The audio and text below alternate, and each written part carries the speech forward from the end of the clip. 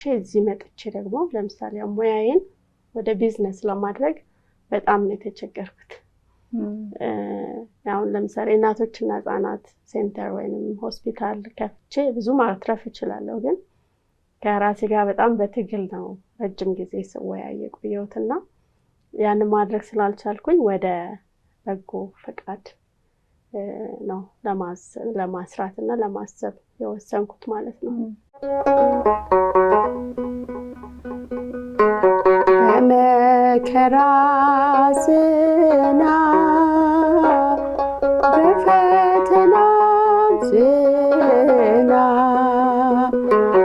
ለጊዜው ነው እንጂ ሁሉም ያልፋልና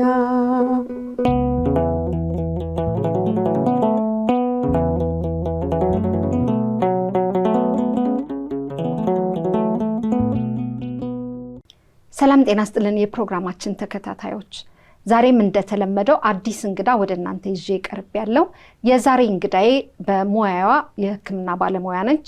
በቤተክርስቲያን አገልግሎት በዝማሬ ታገለግላለች። ወደ አገር ውስጥ ከመግባቷ በፊት ጠቅልላ ከመግባቷ በፊት በዱባይ በአራት ቋንቋ በእንግሊዘኛ፣ በአረብኛ፣ በአማርኛና በኦሮምኛ ወገኖቿን ታገለግላለች። እንዲሁም የውጭ ዜጎችንም በቋንቋቸው ታገለግላለች። የዛሬ እንግዳዬ ዘማሪት ሲስተር ፋሲካ መኮንን ነች። ፋሲካዬ እንዴት ነሽ? እንኳን ደህና መጣሽ። እንኳን ደህና ቆየሽ። ሙቭ ካረግሽ ስንት ጊዜ ሆነሽ? ወደ ኢትዮጵያ ከመጣሁ አሁን 1 አመት ከ6 ወር ሆኖኛል። እንዴት ተቀበለች ኢትዮጵያ? ልጆችሽስ ወደዱት? በጣም ደስተኞች ነን። ያው ወደ ኢትዮጵያ ስንመጣ ኢትዮጵያን ለልጆቼ ለማስተዋወቅ ሀገራቸውን፣ ባህላቸውን፣ ቋንቋቸውን እንዲያውቁ ነው ዋናው አላማና መተንም ያገኘነው ነገር ጥሩ ነው፣ እግዚአብሔር ይመስገን። አንቺም በሕክምና ሙያ ውስጥ ነሽ ያለሽው፣ ባለቤትሽም ሜዲካል ዶክተር ነው። አብሮሽ ሙቭ አድርጎ ወደዚህ መጥቷል ወይስ? ባለቤቴ ሜዲካል ዶክተር ነው እንዳልሽው፣ ኢንተርኒስት ነው። ያው አሁን ላይ በለንደን ነው ያለው። እኛም እዛም እዚህም እያለ ነው እየኖርን ያለ ነው ማለት ነው። ጥሩ። እንግዲህ ወደ መነሻችን ወደ ኋላ እንመለስና በልጅነትሽ የሰንበት ትምህርት ቤት አገለገልሽ። ከቤተክርስቲያን ጋር የነበረሽ ቁርኝት እንዴት ነበር? ያው አብዛኞቻችን ቤተክርስቲያን የምንተዋወቀው በእርግጥ በሕፃንነት ክርስትናን ስንቀበል ቢሆንም የበለጠ ደግሞ እውቀትን ማግኘት የምንጀምረው ከሰንበት ትምህርት ቤት ነውና እኔም ማስታውሰው ታላላቅ ወንድምና እህቴን የተከተልኩ ሰንበት ትምህርት ቤት ሲሄድ ነው ከ7 አመት ጀምሮ ማለት ነው። እና ከዛ ጀምሮ ነው እኔ መንፈሳዊ አገልግሎት የሚጀምረው ብዬ አስባለሁ። በሕፃናት ክፍል እሳተፍ ነበረ። ከዛም ያው ያደገ ሲመጣ በመዘምራን መዝሙር ክፍል መዝሙር በመምራት ያለ የቀጠለ ሄደ ማለት ነው እስከ ግቢ ጉባኤ እስከ ካምፓስ። ብዙዎቻችን በሰንበት ትምህርት ቤት እንጀምርና ክርስትና ህይወትን ሃይ ስኩል ስንደርስ ኮሌጅ ስንደርስ እየራቅን እንመጣለን ከቤተክርስቲያን አገልግሎት። አንቺ እንዴት ነው በዛው መቀጠል? እንዳልኩሽ ያው ብዙ ጊዜ ታላላቆች ካሉና እነሱ በቤተክርስቲያን የሚያልፉ በአገልግሎት የሚሄዱ ከሆነ እነሱ ነው የምንከተለውና እኔም እንደድል ታላላቆቼ በጣም ጥሩ ስነ ምግባር ያላቸው በቤተክርስቲያን ውስጥ ያለፉ ስለሆኑ የነሱን ፈለግ ነው ስከተል የነበረውና እንደውም ከልጅነቴ ከነበረኝ ጥንካሬ በባህሪም የበለጠ ጠንካራ የሆንኩኝ መንፈሳዊ የሆንኩኝ እንድመጣ ነው ይረዳኝ። ሃይ ስኩል ላይም እንደገናም ወደ ኮሌጅም ስገባ ማለት ነው። ታላላቆች መኖራቸው ጠቅሞሻል በዛው መንገድ ውስጥ እንድትሄጂ። የት ሰንበት ትምህርት ቤት ነበርሽ? እኔ ተወልጄ ያደግኩት አርሲ ነው። ወደ አርሲ ሮቤ ማለት ነውና አርሲ ሮ የሚባል አካባቢ ነው። እዛው አካባቢ በጣም ጠንካራ የሆነ ሰንበት ትምህርት ቤት ነበረን። ከትምህርት ቤት መልስ ሙሉ ጊዜያችንን በመንፈሳዊ አገልግሎቶች እንቅስቃሴዎች እናሳልፍበት ጊዜ ነበር በእኛ ዘመንና በዛ ውስጥ ማለፌ እኔ በጣም እድለኛ ነኝ ብዬ አስባለሁ። ለዛሬ ማንነትሽ ጠቅሞሻል ሰንበት ትምህርት ቤት ማለትሽ በጣም ከዛስ በኋላ እንዴት ወደ ዱባይ ከሄድሽ በኋላስ ያለው አገልግሎት እንዴት ነበረ? ያው ወደ ዱባይ የሄድኩት የተወሰነ አመት እዚህ በሙያ ከሰራው በኋላ ነውና በእርግጥ ከቤተ ክርስቲያን አራኩም ግን በአገልግሎት ውስጥ አልነበርኩም ኢትዮጵያ ውስጥ ያለውና ነገር ግን የረጅም ጊዜ ሐሳብ ነበረኝ። ዋናው ሐሳቤ ደግሞ መዝሙር አውጥቶ ቤተ ክርስቲያንን መርዳት። እንደውም ትኩረት ማድረገው መዝሙሩን ለሰው ማድረሱ ላይ ሳይሆን እሱን ሸጦ ገጠር ቤተ ክርስቲያንን መርዳት የሚል አይነት ሐሳብ ነበረኝና ረጅም ጊዜ አብሮኝ የኖረ ግጥም አለ አሁንም ድረስ ያልተሰሩ ማለት ነው ከሃይ ስኩል የመጀመሪያ አመት ካምፓስ ያለው እና ሁሌም በውስጥ ያስባለሁ ግን ኢትዮጵያ ያለው አላደረኩትምና ልክ ወደ ዱባይ ሙቭ እንዳደረኩኝ ተወሰነ አመታት በኋላ ይሄንን ሐሳብ ነገሮችን ምቹ ሆኖ በውጭ ዓለም ደግሞ መንፈሳዊ አገልግሎት ላይ ያሉ አባቶች ለልጆቻቸው በጣም ቅርብ ናቸውና ይሄንን ሐሳቤን ሳጋራቸው በጣም አበረቱኝ እና መዝሙሩን እንድሰራ አገዙኝ ማለት ነው። ቁጥር 1 መዝሙሬን ከዛሬ 7 አመት በፊት አወጣሁኝ ማለት ነው። እና እነን መዝሙር እንዳሰብኩትም ደቡብ ኦሞ ላይ ደሃመር አካባቢ ገና ክርስትና እየተሰበከ ያለበት አካባቢ ነው። ለዛ አካባቢ አበረከትኩኝ ማለት ነው ዝማሬው። ስንት አልበም ሰራሽ? አሁን 2 አልበም እና ነጠላ መዝሙሮች ደግሞ ወደ 10 ምናምን አሉኝ በኦሮምኛም በአማርኛ። ዜማና ግጥም ራስሽ ነሽ የምታወጪው? ግጥም አሉኝ ስትይ ቀደም ግጥሞቹን የሰጡኝ ሰንበት ትምህርት ቤት አብረውኝ የነበሩ ልጆች ገና ሃይ ስኩል 9 10 እንዲያለን የተጻፈ የነበረ ነውና አንድ በጣም የምንወደው መምህር ነበር እዛ ሰንበት ትምህርት ቤት ላይ እሱ ነበር የሰጠኝ። እኔ እንኳን በግጥምና ዜማ ላይ አልፎ አልፎ ዜማ እንጂ ብዙዎችን የሚሰጡኝ የቤተ ክርስቲያን አገልጋዮች መምህራን ናቸው። ዱባይ ላይ በጣም አገልግሎት በጣም ጠንካሮች ናቸው። ያው በብዙ እንትን በሚዲያዎች ላይ ስንከታተልና ጥንካሬ ከየት ነው የመጣው?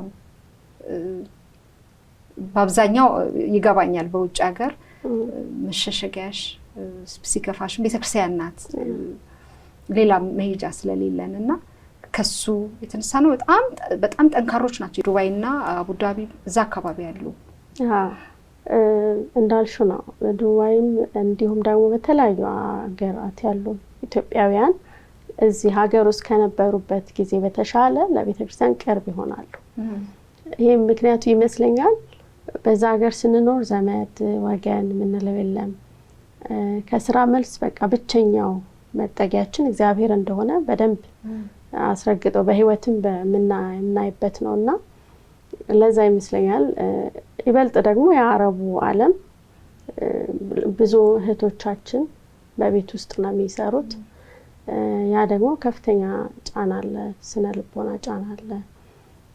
ሲከፋቸው መሸሸጊያቸው መጠጊያቸው እግዚአብሔር ነውና የበለጠ ጠንካራ እንዲሆኑ ያገዛቸዋልና በጣም ጠንካራ ናቸው ወጣቶቹ።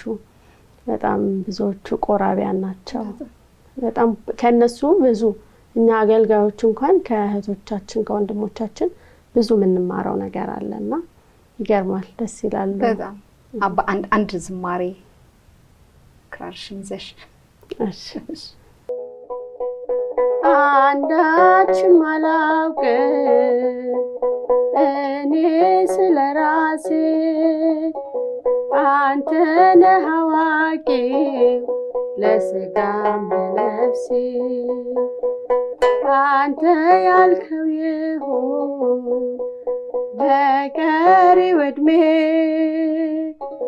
ፈቃድህ ይደረግ ይፈጸም ጌታዬ ይፈጸም ጌታዬ።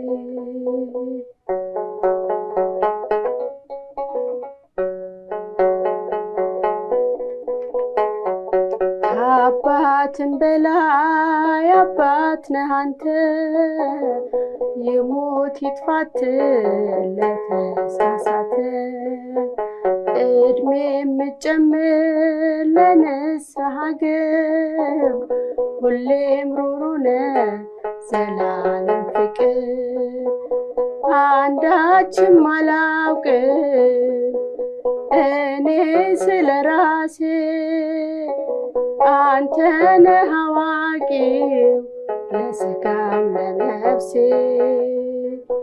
አንተ ያልከው ይሁን በቀሪው ዕድሜ ፈቃድህ ይደረግ ይፈጸም ጌታዬ ይፈጸም ጌታዬ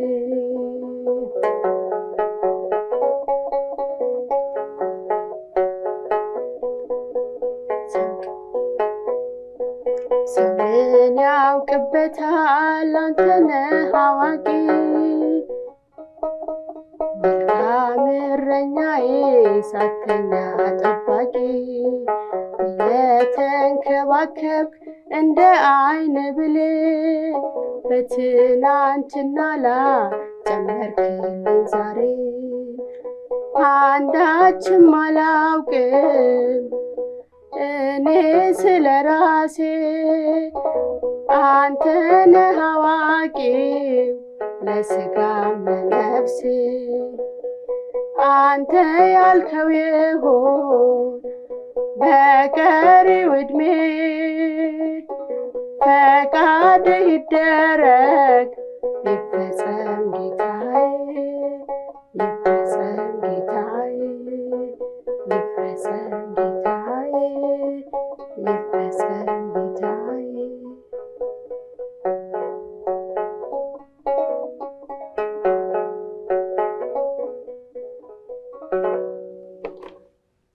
ዝማሬ መላእክት ያሰማልን።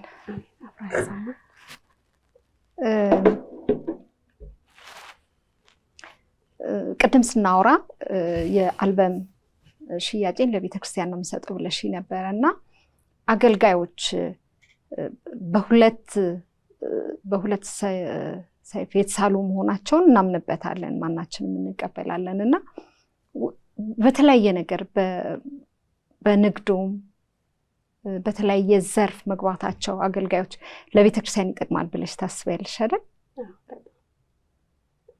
እስቲ እሱን ወጣቶችን ምን ትመክሪያለሽ? ለምሳሌ በገቢ ራሳችንን መቻላችን ለቤተክርስቲያን እንጠቅማለን የሚለውን ነገር ምን ትመክሪያለሽ ወጣቶችን ከታች የሚመጡትን አገልጋዮችን? ያው እንግዲህ በራሴ በህይወቴም በተሞክሮ ያየሁት የራሳችን የሆነ ስራ ሲኖረን የራሳችን የሆነ ገቢ ሲኖር የበለጠ ጠንካራ እንሆናለን። ምክንያቱም ዓለም ላይ ስንኖር መንፈሳዊ አገልግሎት ብቻውን ቤተክርስቲያንን ሊረዳ አይችልምና ራሳችን በሁለት እግራችን መቆማችን መልሰን የደከሙ አብያተ ክርስቲያናትን ለመደገፍ አስራት እያወጣን ብዙ አገልግሎቶች እንዲከናወኑ አብነት ትምህርት ቤቶች እንዲሰሩ እንዲቋቋሙ መምህራኖች እንዲመደቡ የማድረግ ስራን በጣም ያግዘናልና ጠንክሮ መስራት ያስፈልጋል ብዬ አምናለሁኝ።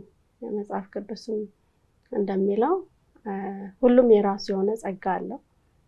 የአገልጋይ የሆነ በአገልግሎቱ የሚያስተምር በማስተማር የሚመክር በምክሩ የሚምርም እንዲሁ በምህረት ይትጋ ይላልና ከዚያም በስራ ከመትጋት አትለግሙ ይላልና አገልግሎታችን እንዳለ ሆኖ እድሉ ካለና ሰርተን ገቢ ማግኘት የምንችል አጋጣሚዎች ካሉን ያንን አድርገን የበለጠ ቤተክርስቲያንን መደገፍ በዙሪያ ያሉንም ሰዎችን መደገፍ እንችላለን ያስፈልጋለን ብዬ አምናለሁ። ወደ ኢትዮጵያ ከመጣሽ በኋላ በምን ሙያ ላይ ነው አሁን ያለሽ? ምን እየሰራሽ ነው? ሳሮ ኢትዮጵያ ፋውንዴሽን እሱን ከፍተሻል። እስቲ ስለዛ እናውራ።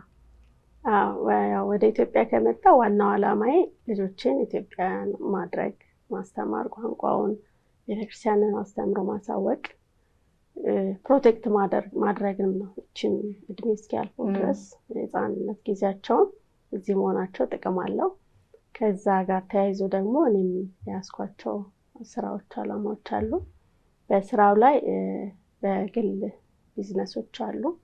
አንዳንድ የሚሰሩ ስራዎች እነሱን እሰራለሁ። ሌላው ደግሞ ሙያዬ ያው በጤናው እናቶችና ህጻናት ላይ ስለሆነ ሚድዋይፍ ነኝ። በውጭ ዓለም ደግሞ ያገኘሁትን የስራ ልምድ ለሀገሬ እንደዚሁ ማበርከት አለብኝ ብዬ አምናለሁ። ምክንያቱም ያው በሰለጠነው ዓለም ላይ እንዳየሽው የእናቶችና ህጻናት አጠቃላይ ሕክምናው አገልግሎት በጣም ልዩ ነው እና ያንን አይቼ እዚህ መጥቼ ደግሞ ለምሳሌ ሙያዬን ወደ ቢዝነስ ለማድረግ በጣም ነው የተቸገርኩት። አሁን ለምሳሌ እናቶችና ህጻናት ሴንተር ወይንም ሆስፒታል ከፍቼ ብዙ ማትረፍ እችላለሁ፣ ግን ከራሴ ጋር በጣም በትግል ነው ረጅም ጊዜ ስወያይ የቆየሁትና ያንን ማድረግ ስላልቻልኩኝ ወደ በጎ ፈቃድ ነው ለማስራትና ለማሰብ የወሰንኩት ማለት ነው። በዚህም መሰረት እንዳልሽው ሳሮ ኢትዮጵያ ፋውንዴሽን የሚል አንድ በጎ አድራጎት ድርጅት መስርተናል።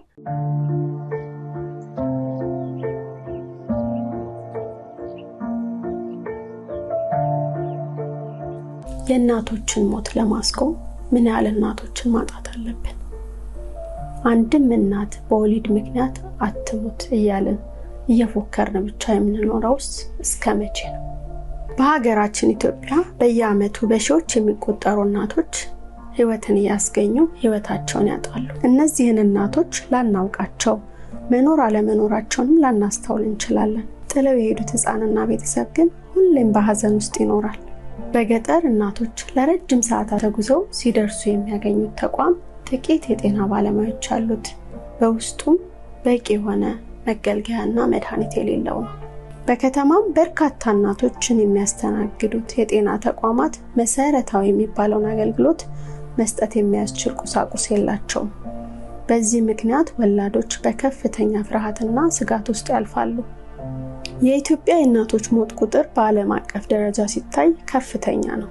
የሚገርመው በገጠር ብቻ ሳይሆን በከተማ መሆኑ ነው። ይህ መረጃ ብቻ ሳይሆን የማንቂያ ጥሪም ነው። የእናቶችን ሞት ለማስቆም ምን ያህል እናቶችን ማጣት አለብን? አንድም እናት በወሊድ ምክንያት አትሙት እያልን እየፎከርን ብቻ የምንኖረውስ እስከ መቼ ነው?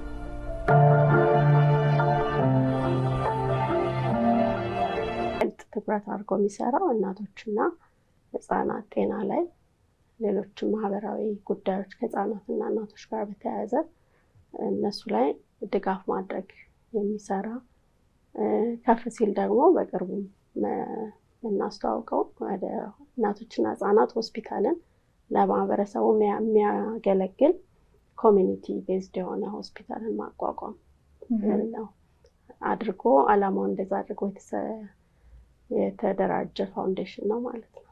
በእናቶችና በህጻናት ዙሪያ የሚሰራ ነው። የት ነው መቀመጫው? የት ነው የሚሆነው? እዚህ አዲስ አበባም እና ደግሞ ደብረ ዘይት ቢሾፍቱ ላይም አለ።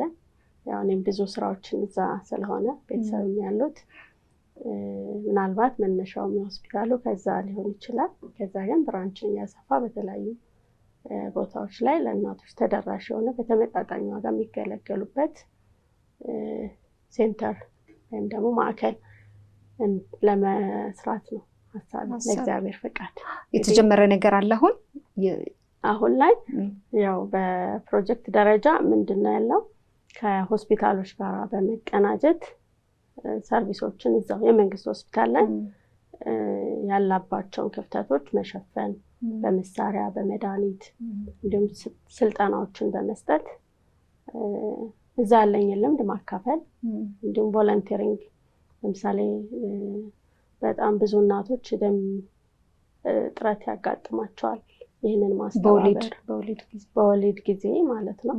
ይህንን ከማህበረሰቡ ጋር በመሆን ለእናቶች አስቸኳይ ለሆኑ የጤና ጉዳዮች ተደራሽ የመሆን ስራ ከመንግስት ሆስፒታሎች ጋር ለምሳሌ ከቢሾፍቱ ሆስፒታል ጋር እንደዛ አይነት ፕሮጀክት ይዘን እየሰራ ነው። ፋሲኬ እግዚአብሔር እንግዲህ ልብሽን ይሙላልሽ፣ ያሰብሽው እንዲሳካልሽ ምኞቴ ነው። እናት ነሽ። ከእናቶችና ከህፃናት ጋርም ደግሞ በስራሽ አጋጣሚ ብዙ ትገናኛለሽ እና አሁን ደግሞ በብዛት እየሰማነውና እያየነው ያለነው ከተለመደው ውጪ ብዙ ወጣቶች ራሳቸውን ያጠፋሉ እና ከምን ጉድለት ነው ብለሽ ታስቢያለሽ? እንደዚህ በፊት የምንሰማው ነገር አልነበረም። ወጣቶች ተስፋ መቁረጥ እንዲህ ባጭሩ የሚያስጨንቅና የሚያስፈራ ነገር ነውና ይሄን ነገር ከምን ጉድለት ነው ብለሽ ታስቢያለሽ? ምንስ ትመክሪያለሽ ለወላጆች? ያው አሁን ላይ ብዙ አይነት ምክንያቶች ሊኖሩ ይችላሉ። ያው ዞሮ ግን መጨረሻ ላይ ውሳኔ ሊወስኑ የሚችሉት ልጆች እንደ እናት አሁን ማያቸው ነገሮች አሉ። እርግጥ ልጆች የትንንሾችም ቢሆኑ ግን እንደ ጤና ባለሙያ እዛ ደረጃ ሊደርስ የሚችለው አንድ ልጅ ባዶነት ሲሰማው፣ ተስፋ ሲያጣ፣ ተስፋ ሲቆርጥ ሩቅ አሻግሮ ማየት ሳይችል ነውና ለዚህ እግዚአብሔርም ረድቶን የወላጆች ሚና ከፍተኛ ነው ብዬ አምናለሁ። ምክንያቱም ልጅን ከታች ጀምሮ አብሮ ማደግ ያስፈልጋል። አሁን ላይ እኛ እንዳደግንበት ጊዜ አይደለም። በጣም ቅርብ መሆን አለብን ለልጆቻችን።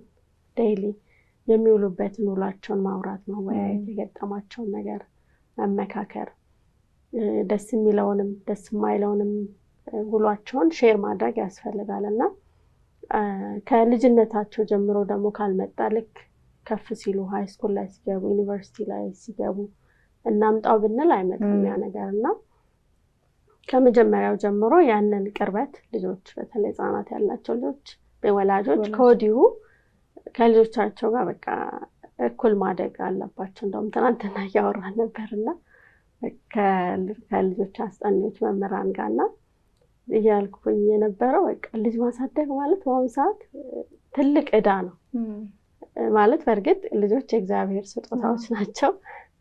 ግን ዝም ብለን በቃ ወልደን የሚፈልጉትን ነገር ስላሟላን ትምህርት ቤት ስላላክን ስለለበሱ ስለበሉ ስለጠጡ ብቻ አይደለም። በድላቸው ይደጉ የሚባለው ጊዜ አልፏል። የለም የሚመስለን የነበረው በቃ ቁሳቁሱን ማሟላት ብቻ ነበር። ግን አሁን ላይ አንድ ምን ያው ለምሳሌ ከዛ ስራዬን እንግዲህ ወጣትነት ሪታየር አድርጌያለሁ ነው የሚባለው። አንዱ ምክንያት ልጆቼ ናቸው። ምክንያቱም ስራው ላለው እገባለሁ፣ ይደክመኛል፣ ትንሽ ነው ላወራቸው ላጫወታቸው የምችለው፣ በማግስቱ ስራ ነው። በእርግጥ ባለችው ሰዓትም ማውራትና ማለት ይቻላል። ይሄ ማለት ለልጆች ተብሎ ስራ መለቀቅ የለበትም። ግን በተቻለ መጠን ልጆች ጊዜ ይፈልጋሉ። አሁን ላይ የገባኝ ነገር ማውራት አብረናቸው ነው በቃ የምናድገው። እንደ ድሮ ሁሉንም ነገር ለነሱ ትተን አይሆንምና በጣም እንደሱ መከታተል፣ ሼር ማድረግ፣ ሁሉንም ነገር እንዲያወሩ ክፍት መሆን፣ አለማስደንገጥ ልጆችን፣ አለዛ ድብቅ ይሆናሉ።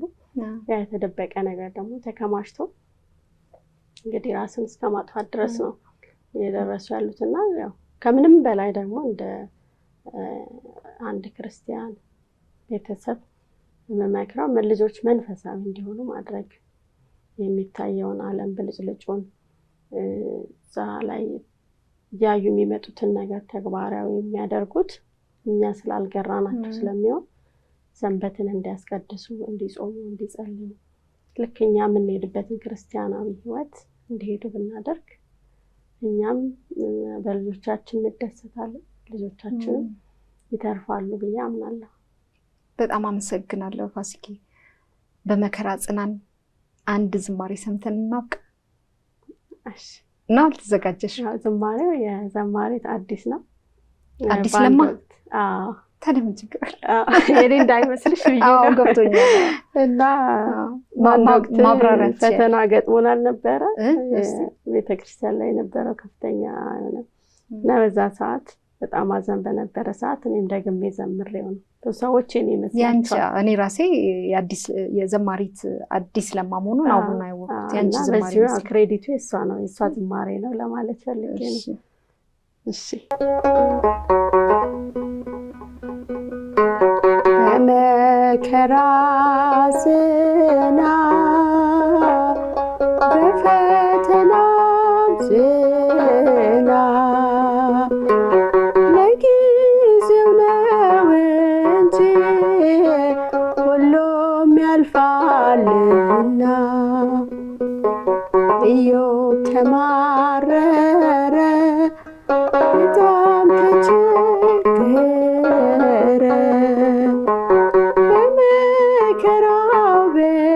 እሳት ትዕግስትን ተማረ። ልጄ የሌለው ሆነ አጣ ንብረት ሆነ። በመከራው ጸና አልካደም አምላኩን። በመከራ ጽና በፈተና ጽና። ለጊዜው ነው እንጂ ሁሉም ያልፋልና።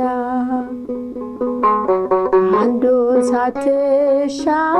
ሳትሻገር ሌላው ቢተካብህ በሕይወት ዘመን ፈተና ቢገጥም በመከራ ጽና በፈተና ጽና። ለጊዜው ነው እንጂ ሁሉም ያልፋልና። በመከራ ጽና በፈተና ጽና። ለጊዜው ነው እንጂ ሁሉም ያልፋልና።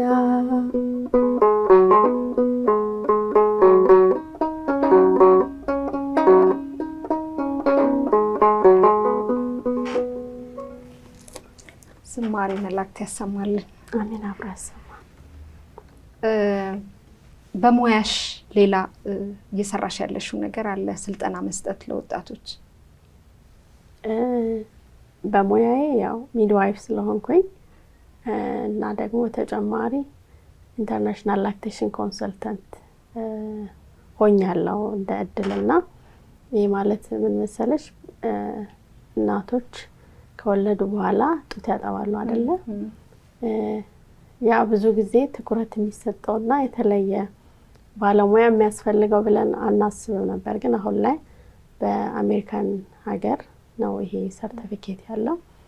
እንደዚህ ላክቴሽን ኮንሰልታንት ተብሎ ሰርቲፋይድ የሆኑና በየሀገራቱ ላይ እናቶች ለልጆቻቸው ጡት ማጥባትን እንዲቀጥሉ አሁን ላይ እንደ ፋሽን ተብሎ ብዙም እየቀረ ነው። ወደ አርቲፊሻል ወደ ዱቄት ወተት እየተሄደ ነው እና ያንን የቀደመውን ልምዳችንን በተሻለ በዘመናዊ በሆነ ሳይንቲፊክ በሆነ መንገድ ተደግፎ እንዲሆን ነውና ያው እንዳጋጣሚ ብዙ ኢትዮጵያውያን ያሉ አይመስለኝም በዚህ ሙያ። ስለዚህ እንደ ኃላፊነት ለኔም የተሰጠኝ በዚህ ሀገር ላይ ብዙ ካውንስለሮችን በየከተማው በየሆስፒታሉ እናቶችን ሰፖርት የሚያደርጉና ብሬስት ፊዲንግ ላይ የተሻለ ስራን እንድንሰራ የሚያደርግ ነው። ይህንን ለማድረግ አሁን ላይ በሚዲያ ማስተማር ጀምሬያለሁ። ፋሲካ ሄልዝ ኔት ነው የሚለው። አሁን ብዙ ማህበረሰብ ያለው ቲክቶክ ላይ ስለሆነ ቲክቶክ አለ፣ በዩቲዩብም አለ፣ ፌስቡክ ላይም ኢንስታግራም ላይም በሁሉም በዚህ ስልጠናውን እየሰጠሽ አስተምራለሁ። አሁን ላይ ያው ለእናቶች ነው በየቤታቸው ማስተማር ነው።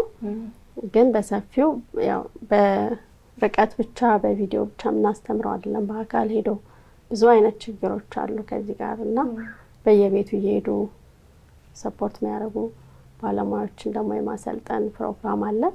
እሱም በቅርቡ ጀምራለሁ። ደግሞሽ ፍቃድ በጣም ደስ ይላል። ፋሲኪ እዚህ ድረስ መጥተሽ ልምድሽን ስላካፈልሽን በጣም አመሰግናለሁ። እግዚአብሔር ይስጥልኝ፣ እግዚአብሔር ያክብርልኝ። ያለንን ቆይታ ጨርሰናል። መልእክት የምታስተላልፊው ካለ እድሉን ልስጥሽ።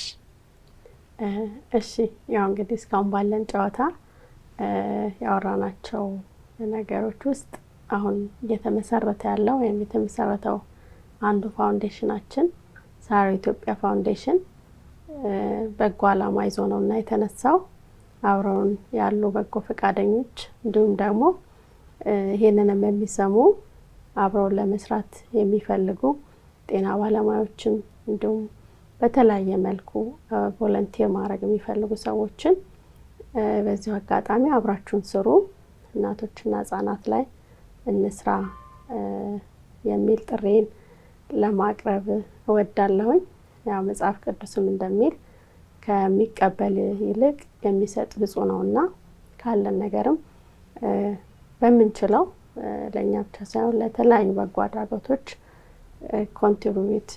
ኮንትሪቢዩት የማድረግ ልምድ ይኑረን። ለመስጠት ብዙ በረከት እናገኛለን። ብዙዎችም ሲባረኩ አይተናልና ከበጎ ስራ ጋር እንተባበር የሚል መልእክት ነው ያለኝ። አመሰግናለሁ። በጣም አመሰግናለሁ ፋሲኪ፣ እዚህ ድረስ መጥተሽ ጊዜሽን ሰውተሽ ያለሽን ልምድ ስላካፈልሽን በጣም ነው የምናመሰግነው። ተመልካቾቻችን እንግዲህ ወደ እናንተ የተለያዩ እንግዶችን እያመጣን በመጋበዝ ልምዳቸውን እንዲያካፍሉ እያደረግን እንገኛለን። ሰብስክራይብ ያላደረጋችሁ ሰብስክራይብ በማድረግ አብሮነታችን ይቆይ፣ ቤተሰብ ሆኖ እንላለን። በቀጣይ በሌላ ፕሮግራም አዲስ እንግዳ ይዘን እስከምንገናኝ ቸርን ሰንብት።